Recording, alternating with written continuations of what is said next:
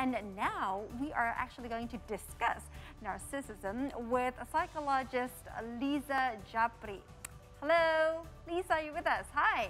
Hello. Okay, now let's just roll it. What is the differences between narcissist traits and also narcissism as a disorder that we as people needs to know? Yeah, as it already portrayed perfectly well in the previous video, NPD or narcissistic personality disorder is a mental disorder. The person has an inflated sense of importance, a deep need for admiration. They believe they are superiors, and they have little regard for others' feelings. It is a mental disorder. Why? Because beneath it actually is a fragile self-esteem. There is this deep sense of shame and humiliation. They are very easily hurt in the criticism, like Meryl Streep in Devil's Wear Prada, like the Joker. So they alienate friends, they alienate family. They can feel they isolated and depressed because maybe they sense rejection from the environment.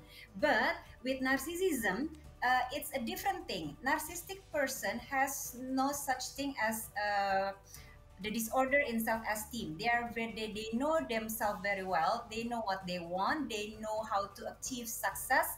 They know what they want to do in life. That's the difference. And actually, in a healthy level of narcissism is needed in all of us. You know, you have to imagine a baby is born. They need to feel narcissistic.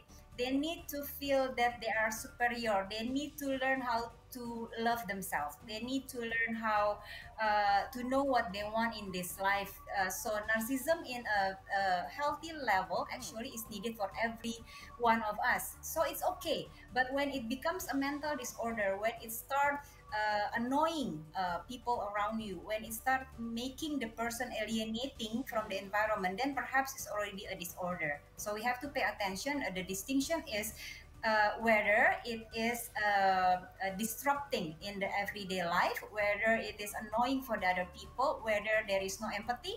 If there is no empathy, there is no regard for other feelings, then probably it's already a mental disorder. It's another level of narcissism. Wow, so there is actually a level of narcissistic that is quite healthy. But how would they know, like the victim or the people who has this kind of disorder, how would they know that they actually have a personal disorder? And how do we deal with them?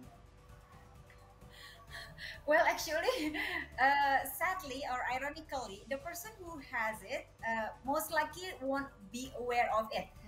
There is the lack of insight, the lack of the willingness to admit that there is something wrong. So if you ask me, how do we know if we have the level of narcissistic that's already classified as a disorder? We need to ask other people.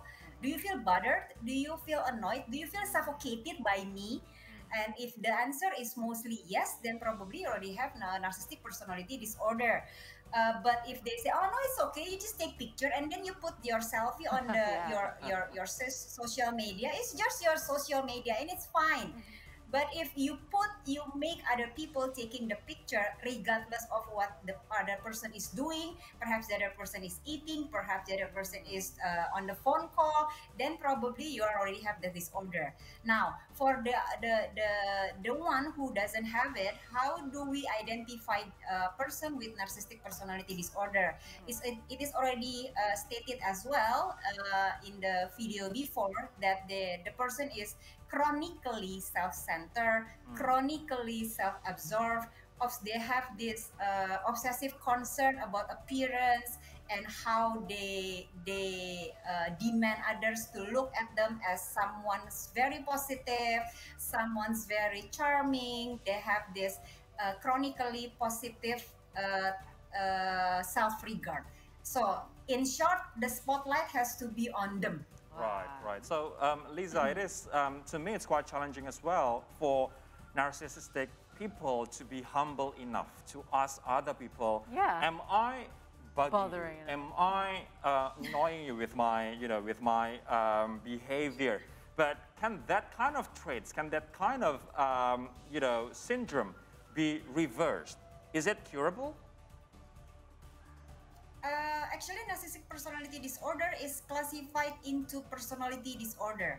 Personality disorder is something that we are born with. You know, like when we are born with diabetes, when we are born with several a disorder. So personality disorder is something that we are born with. There is something already wrong in the hormonal things, the way it regulate emotion, the way it regulate your thinking process, things like that. So it's kind of hard, yes, for other people, for person with personality disorder to admit that there is something wrong.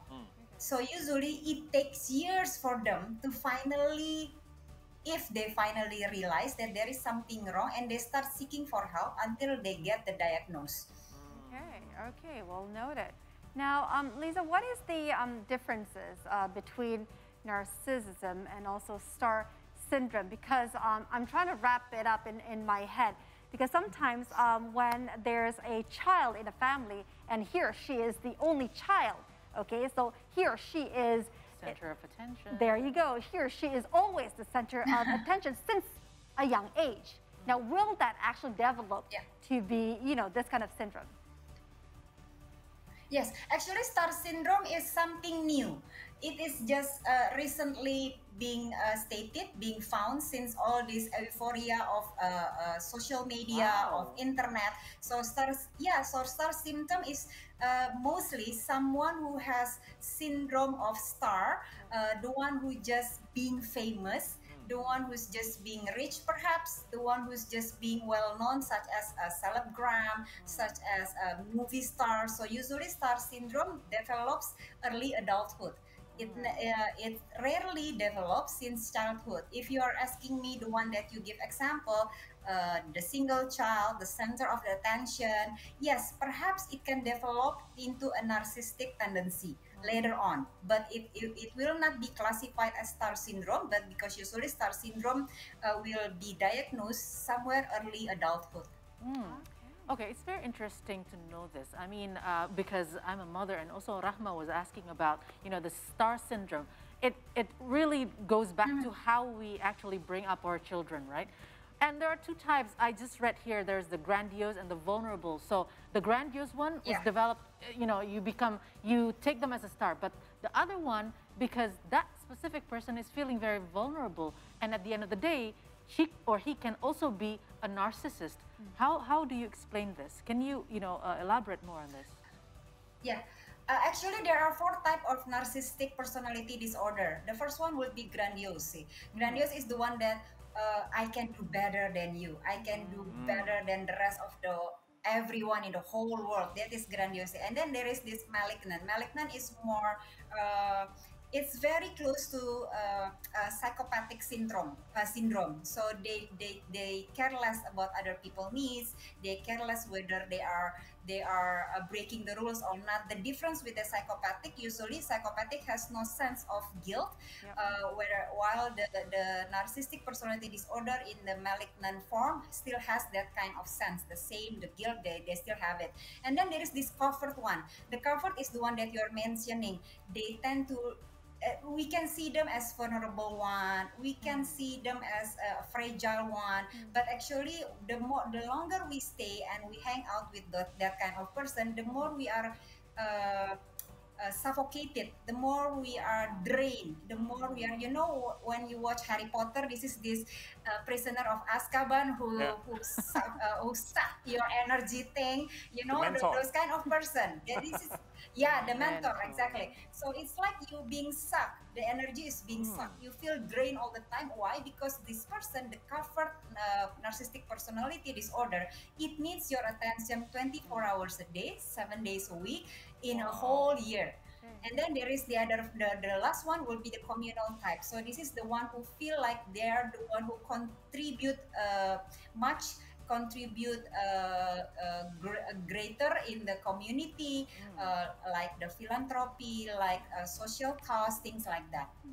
Right. So Liza Djaprie, a psychologist, thank you so much for your insights and for your new, this is a new explanation for me about narcissism and being narcissistic. Then there's a syndrome for this. So thanks so much, Liza, for explaining to us. Thank you. Please stay well and take care.